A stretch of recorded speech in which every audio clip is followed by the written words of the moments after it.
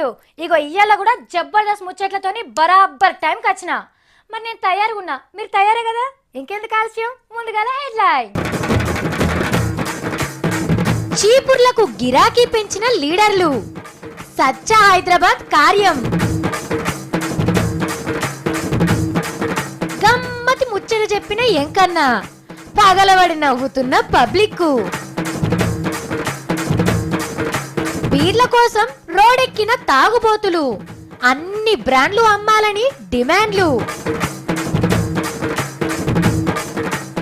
ఎడ్ల బండి మీద తిరుగుతానంటున్న సత్తి. మళ్ళీ పెట్రోల్ రేట్లు పెరిగినాయి కదా అక్క.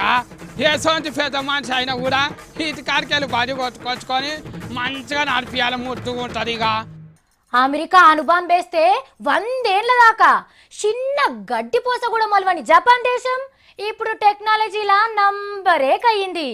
50 ఏళ్ల కిందట తిందామంటే తిండి లేని సింగపూర్ దేశం ఇవాళ ఫుల్ పైసలున్న దేశం అయ్యింది. ఇవాళ ఎటు చూసినా చెత్త, రోడ్డు మీదకి వెళ్ళి పోయే డ్రైనేజీ నీళ్లు, 3 లోతు గుంతల రోడ్లున్న మన హైదరాబాదు ఇక వచ్చే 4 ఏళ్లల్లా జపాన్ సింగపూర్ లెక్కనే కాబోతున్నది. ఎటు చూసినా పచ్చదనం, పరిశుభ్రత కనిపించబోతున్నది. మొన్న మా సత్తి చెప్పినట్టే సచ్చా హైదరాబాద్ కార్యం జరగబోతున్నది. ఈ ఐతారం సందే సురువు కాబోతున్నది. ఎట్లా చేస్తే మంచిగుంటుందో చెప్పేదందుకు లీడర్లతోని ఓ మీటింగ్ పెట్టిండు సీఎం సారు.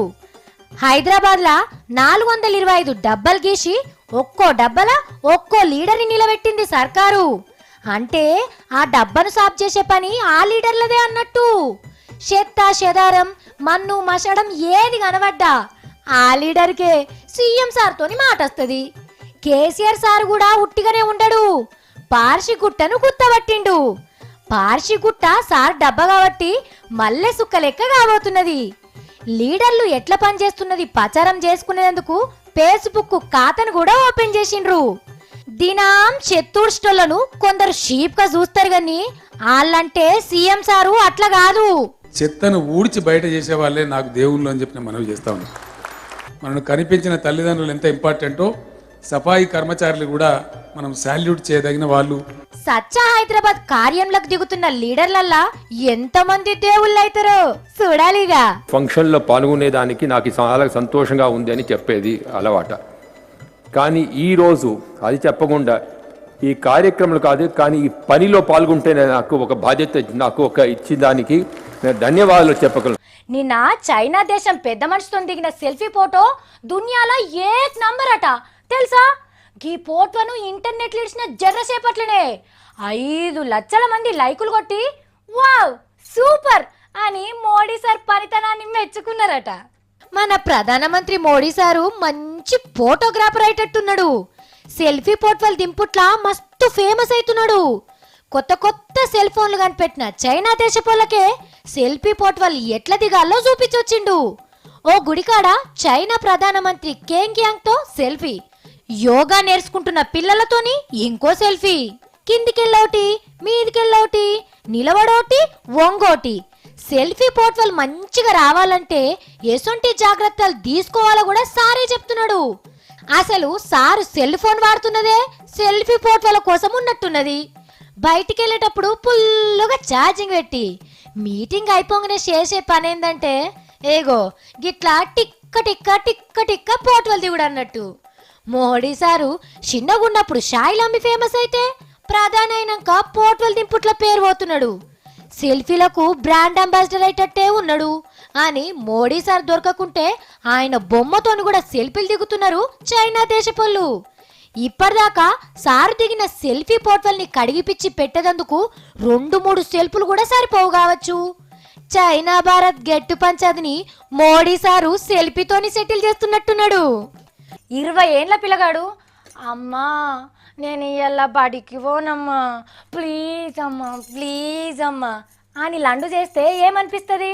60 ఏళ్ల ముసలైనా ఇప్పుడైనా పెళ్ళి, నాకు పెళ్ళికి ఇంకా చాలా టైం ఉంది, నేను ఇప్పుడే చేసుకోను అంటే ఏమనిపిస్తుంది? పెద్ద కొలువు చేసి రిటైర్ అయిన పెద్ద మనిషి ఇక ఇప్పటి సంది నేను రిక్షా దొక్కి బతుకుతా అన్నంత జోక్ అనిపిస్తుంది కదా. ఇగో ఈ సార్ మాటలు లెక్క ఏంది, ఆ సార్ మాటలు వింటే ఎవ్వలన్నా నవ్వుతారు.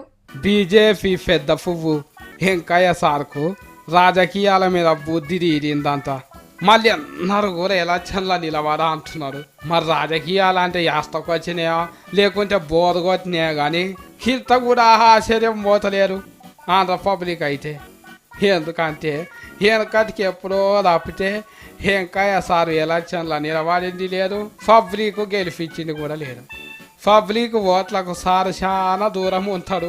పార్టీకి అవసరమైన మనిషి కాబట్టి పక్క రాష్ట్రంలోకి తీసుకుపోయి రాజ్యసభకు గెలిపించుకుంటారు పార్టీ వాళ్ళే. కాబట్టి సారు ఎలక్షన్లో నిలబడంటే 20 ఏండ్ల పోరాడు ఈ స్కూల్కి పోను అన్నట్టు 60 ఏండ్ల పిల్లగాడు పెళ్లి చేసుకొని అన్నట్టే ఉన్నదని అనుకుంటున్నారు పబ్లిక్. భక్తులంతా పొర్లు దండాలు పెట్టేందుకు తడి బట్టలతోని అడ్డబొట్టు పెట్టి అమ్మ ముంగట సాష్టాంగ నమస్కారం చేస్తందుకు తయారున్నారు. అమ్మ కీర్తనలు, అమ్మ భజనలు చేస్తందుకు భక్త భజన మండలోళ్ళు తప్పెట్లు, తాళేలు, చిరుతలు పట్టుకొని కోలాటాలు ఆడుకుంటా అమ్మకు మొక్కులు చెల్లించబోతున్నారు. అమ్మచ్చి కుర్చీ మీద కూసునుడే ఆలస్యం భక్తులకు మోక్ష సిద్ధిని ప్రసాదించబోతుంది. అమ్మలను గన్న అమ్మ ముగ్గురమ్మల మూలకుటమ్మ. ఇక తమిళోళ్ళ జన్మ ధన్యం కావతున్నది. ఆ అమ్మ సాటు బిడ్డల ఏడుపిని జయలలితమ్మ కనికరించింది. కాలం, ముహూర్తం, పంచాంగాలన్నిటిని గట్టిగా చూసుకొని అచ్చే శుక్రవారం నాడు అందరు నా ఇంటికి రండ్రి అని వాళ్ళ పాటోళ్లకు పిలుపు పంపింది. అంటే గానాడే అందరు కలిసి అమ్మా నువ్వే మా దిక్కు అమ్మా అనుకుంటా ఆమెను లీడర్గా చేసుడు, ఎంబటే సీఎం కుర్చీలో కూసునుడు ఖాయమన్నట్టే. అందుకే అమ్మగారి అభినవ బంటు సీఎం బరువును మోస్తున్న పన్నీరు సెల్వం సార్ పక్కకు పెట్టిన సీఎం కుర్చీకి డజన్ రీన్ సబ్బులేసి ఇర్రగా మరగ గడిగి సెంటు పెట్టి తూడ్చిపెట్టిండట. ఇక ఈ అమ్మను సీఎం అవతారంలో చూడాలని పబ్బతి పట్టుకున్నోళ్ళకైతే మొక్కు తీర్చక ముందే అమ్మ వరమిచ్చిందని మస్తు సంబరపడుతున్నారట. మరి రేపట్ల జయమ్మను మళ్ళా జైలుకు తోలుతేందుకు కేసు పెట్టినోళ్ళు ఇంకా మీది కొట్టుకు పోతానంటున్నారు. ఇక రావుకాలం రాకముందే కుర్సీ ఎక్కితే ఏమన్నా కలిసి వస్తుందేమో అని కూడా చూసుకున్నట్టున్నది అమ్మలను గన్న అమ్మ. దొంగ గజ దొంగ నొక్క పోలిక నుండు జూడ జూడా దొంగల పనులు వేరు, దొంగలందు ఎర్ర చందనం దొంగలు వేరయ్యా విశ్వదాభిరామ. ఈ రెడ్ శాండిల్ దొంగలు వెరీ డేంజరస్ రా మావా అని వేమనుంటుంటే గీ దొంగల్ని చూసి అచ్చం గీట్లనే రాస్తోడు కావచ్చు. ఇగో గీ ముచ్చటుంటే మీరు కూడా సేమ్ టు సేమ్ గీట్లనే వాడతారు. ఎర్రచందనం చెట్లు నరుకోవచ్చునంటే చిన్న ముచ్చట్న రెండో మనిషికి తెలియకుండా అడవిలకు పోయి సాటుంగా చెట్లు నరికి దొంగతనంగా బండ్లెక్కిచ్చి బయటికి తీసుకొచ్చుడంటే తాతలు యాదికొస్తారు. ఇంక ఈ నడుమ పోలీసు వాళ్ళ కంచె పడితే కాల్చి చంపుతున్నారు కూడా. ఇక గిసొంటి కష్టాలు లేకుండా డైరెక్ట్గా కడప జిల్లా ఒంటి మీద పోలీస్ స్టేషన్లో బయట పడుతున్న ఎర్రచందనం మొద్దుల్ని చెమట సుక్క రాలకుంటే ఎత్తుకపోయినరు ఎర్ర దొంగలు. గమున్న ఒంటి మీద పోలీసు వాళ్ళు ఎర్రచందనం దొంగలను దొరకబట్టి ఈపులు సాపు చేస్తాం ఖబర్దార్ అని తొడలు కొట్టి మీసాలు తిప్పి సాయి కుమార్ డైలాగులు కొట్టిండ్రు. ఇక దీన్నో సవాల్గా తీసుకున్నారు దొంగలు. డైరెక్ట్గా అదే పోలీస్ స్టేషన్కు సూచి పెట్టి రెడీమేడ్గా వాడుకున్న రెడ్ శాండిల్ మొద్దులను గయాబు చేసిండ్రు. అంటే సాటి దొంగలు పోగొట్టుకున్నది వీళ్ళు సాధించిండ్రు అన్నట్టు. దొరకబట్టి పెట్టిన మొద్దులను కూడా ఆగబట్టనందుకు పోలీసు వాళ్ళను గా స్టేషన్ బందోబస్తును చూసి మస్తు మెచ్చుకుంటున్నారు పబ్లిక్. ఇక ఎర్రచందనం అమ్మే సర్కార్ నడపాలనుకుంటున్న చంద్రాల్ సారు ఇలా పంచనం చూసి ప్రమోషన్లు ఇస్తాడు కావచ్చు.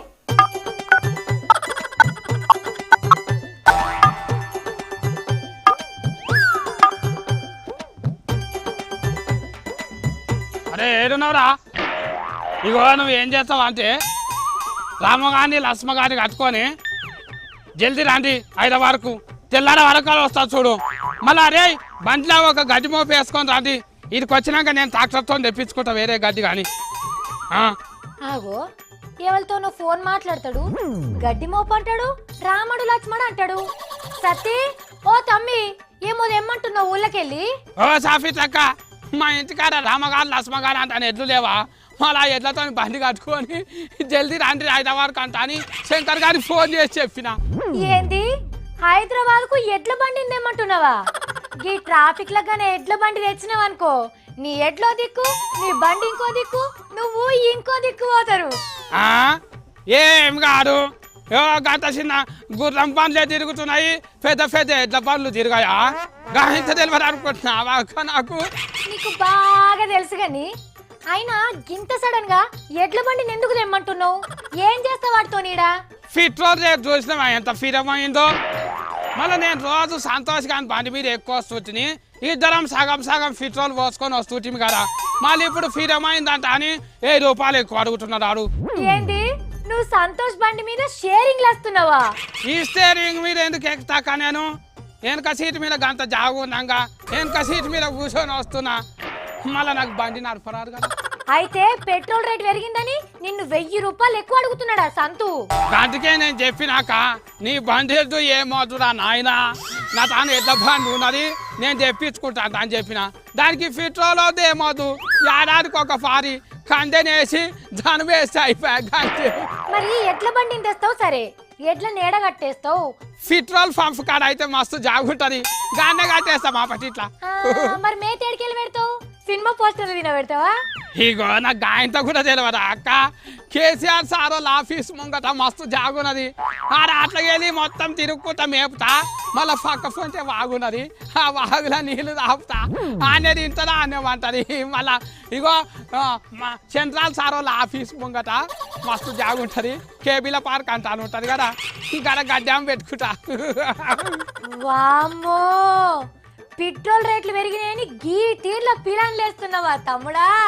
మళ్ళా కాదా అక్క, ఇగో వీటికి రాయి కట్టుకోవాలి, ఉప్పుతో 9 కొనుక్కోవాలి, ఆఫీస్కి వచ్చేటందుకు బండికి రాయి కట్టుకోవాలి, మళ్ళీ ఇంటికాడ అయ్యా వాళ్ళకు పైసలు పంపించాలి, ఇవన్నీ వెళ్తాయి అక్క మనకు. మరి బస్ పాస్ తీసుకుంటే అయిపోవు కదా? బాసా జీతం పెరిగిన అంటే అని సంబరంలో వాళ్ళు ఉన్నారు, మళ్ళీ ఛార్జీలు పెరుగుతాయేమంట అని బాధలే నేనున్నా, మళ్ళా మూలిగతో మూతి మీద తాటి ముందకాయ వాదాటు, మళ్ళీ డీజిల్ రేట్లు పెరిగి కూర్చున్నాయి, ఇక బాస్ ఏరేక వసం అవుతుందాక. ఏం చేస్తాం తమ్మి, ఛార్జీలు పెంచినా మనకు బస్సే దిక్కు, పెట్రోల్ రేట్లు పెంచినా బండ్లే దిక్కు కదా. మన అందుకేనాక శంకర్ గారు బండి కొట్టుకొచ్చేదాకా మన ఆఫీస్ పక్క పొంటి ఏమన్నా రూములు ఉన్నాయేమంట అని, టాయిలెట్ బోర్డులు కనిపిస్తాయేమంట అని తిరుగుతానే ఉన్నా. ఏంటి టాయిలెట్ బోర్డా? ఎందుకు? మళ్ళీ ఆఫీస్కు దగ్గర ఉన్నామంట అని ఇల్లు దేవులు ఆపుతున్నా. ఆహా, బంజారా హిల్స్ లో కిరాయి ఇంట్లో ఉంటావా? కిరాయి ఎంత ఉంటుందో ఎరికేనా? ఎంత ఉంటుందాక? నీ 3 ఎకరాల పొలం అమ్మితే ఎంత వస్తుందో గంత, ఏడాదికి అంత కిరాయి ఉంటది ఈడ. అమ్మరా బాఫ్రే కొండల నాయనో, గతగానం ధర ఉంటుందా? నాకేమోదు, నేను రేమాట్ల నగర్లోనే ఉంటా, ఇక ఆడికెళ్ళి ఎడ్ల బండి కట్టుకొని వస్తా, ఇక పెట్రోల్కి పైసలు లేని వాళ్ళు అందరు నా ఎడ్ల బండి మీద ఎక్కించుకొని వాళ్ళ ఆఫీసులో పోటీ దించుకుంటా నేను వస్తా. అబ్బో, ఉచిత సమాజ సేవ చేస్తావా నువ్వు ఎడ్ల బండి మీద? సర్కార్ పాపం చేసింది అంత సత్తిగారు సాయం చేయకుంటే ఎట్లాక, మళ్ళీ అందరు నాయ సొంచలే కదా. అమ్మో అమ్మో అమ్మో, నా తమ్ముంది ఎంత రాజగుణమో. అక్క ఇగో మళ్ళీ బాబా కూడా ఆఫీస్కు బండి మీదనే పోతాడు కదా, ఏమొద్దంత అని చెప్పు, ఊర్లకెళ్ళి ఒకటి బండి ఎట్ల బండి తెప్పించుకున్నాము, మళ్ళీ దాంట్లో నేను బాగా ఆఫీస్ కాడ దించి ఆయన ఆఫీస్కు బండి కొట్టుకొని ఓహో ఓహో అనుకుంటూ పోతాడు.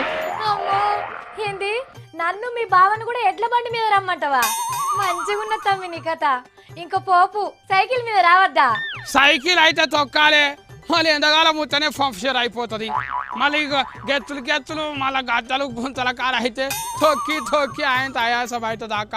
ఆఫీస్ కొట్టాకల చెమటతో తడిసి బట్టలన్నీ ముద్ద ముద్ద అయిపోతాయి. అమ్మో సతీ, ఇంత తెలివిగల ఆలోచనలు ఎప్పుడు సంధి చేస్తున్నావు నువ్వు? మళ్ళీ పెట్రోల్ రేట్లు పెరిగినాయి కదా అక్క, దేశం పెద్ద మనిషి అయినా కూడా ఇంటికాడికి వెళ్ళి బండి కొట్టుకొచ్చుకొని మంచిగా నడిపియాలి, ముద్దుగా ఉంటుంది. ఇక మళ్ళీ పొగరాదు, గాలి గుండెలు కూడా ఖరాబు కావు. మరి బండ్లు నట్టోళ్ళు మా సత్య చెప్పింది ఏమన్నా వర్కౌట్ అవుతుందేమో. ఓ పారు చూడుండ్రి, రేపో మాపో బస్ ఛార్జీలు కూడా మోతలు మోగబోతున్నాయి. ఇక డీజిల్ రేట్లు పెరిగినాయని ఉప్పు మిరపకాయల రేట్లు కూడా మస్తు పెరగబోతున్నాయి. కాబట్టి పైసలు కాసే షెట్ ఎడ దొరుకుతుందో ఎంకులాడి ఇళ్ళలో పెట్టుకోవాలి. ఇక రోజు ఒకటే సినిమాను చూడాలన్నా, ఒకటే తిండి తినాలన్నా, ఒకటే జాగాలు ఉండాలన్నా ఎవ్వరికైనా బోరే కదా. అందుకే ఒకటే రకం బ్రాండ్ బీరు తాగి తాగి వీళ్ళకు కూడా మస్తు బోరు కొట్టిందట. అయ్యా బాంచన్, పద్మారావు సారు ఏడున్నవో ఏందో గాని ఒక్క బీరు దాగి మొద్దు వారిపోయిన మా నాలుకకు గింతంత రుచి తగిలిచ్చి పుణ్యం కట్టుకోండి సారు అని ఒక రకం బీరు దాగి ఎండిపోయిన గొంతికతోని ఏడుకుంటున్నారు.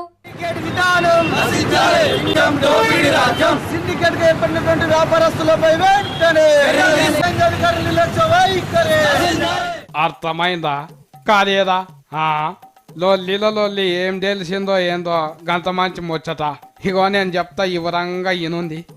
అయితే గక్కడున్న అన్ని బీరు బిర్యానీల మందు దుకాణాలంతా ఒకటే తీరు బీర్లు అమ్ముతున్నారంట. ఒకటి కొంటే ఇంకొకటి ఫ్రీగా ఇస్తున్నారని దుకాణ ఫోన్లు ఇవే తెచ్చి అమ్ముతున్నారంట. మరి ఇంట్లో పొరగాన్లకు సూరి మందులు టానికులు దొరకకుండా కూడా ఊకుంటారు కానీ గిట్ల కాయసు వద్ద బీరు బరాండి దొరకకపోతే ఊకుంటారా? అగో అందుకే ఇలా ధర్నా చేస్తున్నారు. నిజముల్లా ఈ పట్టణంలో ఎక్కడ కూడా 5000 కింగ్ ఫిషర్ కానీ ఇతర బీర్లు దొరకకుండా కేవలం 2 బార్ బీర్ మాత్రమే ఇక్కడ అమ్మడం జరుగుతూ ఉన్నది. ఇగో అసలు ఈ బీర్లతోని ఎన్ని టిఫ్ఫలు అవుతున్నాయో ఎరికేనా? ఇగో ఈ అన్న మంచిగా చెప్తున్నాడు చూడు. ఈ టుబార్గో మాత్రం అయితే కాళ్ళు చేతులు గుంజులతో పాటు ముఖమంతా ఉబ్బి కళ్ళంతా ఉబ్బి అనారోగ్యాలకు గురవుతున్నాం. కాబట్టి మాకు న్యాయం చేయాలని ఈ ప్రాంతంగా మేము కోరుకుంటున్నాం. గిట్లా ఒక్క బీరు తాగంగానే 2 బీర్లు తాగినట్టు ముఖం ఉబ్బితే ఇంటికాడ ఫెన్ల మూకుంటుందా? అందుకే కర్ఫ్యూ మంది ఉద్యమం చేస్తున్నారు. మళ్ళా ఉద్యమం గారు ఎన్నిసార్లు కూడా ఎక్సైజ్ అధికారులకు చెప్పినా కూడా వాళ్ళు పట్టించుకోకపోవడంతో స్థానిక శాసనసభ్యునికి కూడా మేము వినతి పత్రం ఇవ్వడం జరిగింది. స్థానిక శాసనసభ్యుడు వెంటనే వాళ్ళ మీద చర్యలు తీసుకుంటా అన్నాడు. కానీ ఇప్పటి వరకు కూడా చర్యలు తీసుకోలేదు. అబ్బా చూసింట్రా కథ ఎట్లున్నదో. మరి గీ ఓస్నాబాదోళ్ళ తిప్పలు ఎట్లా తీస్తుందో ఏందో చూడాలిగా. ఫోన్కు సిమ్ కార్డు, బండికి పెట్రోలు, గడియారానికి ముల్లెట్లనో బోరుకు మోటార్ అట్లా. కరెంటు మోటార్ లేకుండా నీళ్లు పోయమంటే బోరు పోస్తుందా? పోయేదని అంటున్నారని నాకు వినబడ్డది కానీ పోస్తుందని నేను అంటున్నా. కావాలంటే చూద్దాం. దోయించు పుల్లు అర్ధగజం ప్రెషర్తోని షిర్రున చిమ్ముతున్న గీ బోర్ నీళ్ళని చూస్తున్నారా అనుల్లా? ఇగో ఈ స్టార్టర్ కట్ కొత్తగానే బురబుర అనుకుంటా మోటార్ నడుస్తున్నది కాబట్టి నీళ్ళు వస్తున్నాయి అని అనుకుంటారు కదా. కాదు సుమా, కరెంటు మోటార్ల తిప్ప లేకుండానే అట్టిగానే నీళ్లు మీదికి ఒల్తి పడుతున్నాయి. ఖమ్మం జిల్లా మర్రిగూడెంలా గోవిందం అనే గీ రైతన్న ఒక వారం కిందట 160 ఫీట్ల లోతుల దాకా బోరేపించిండు. ఇక నీళ్లు పడ్డాక మోటార్ ఫిట్ చేద్దామని పోతే ఇగో గిట్లా పాతల గంగ దానంతట అదే ప్రెషర్తో నచ్చింది.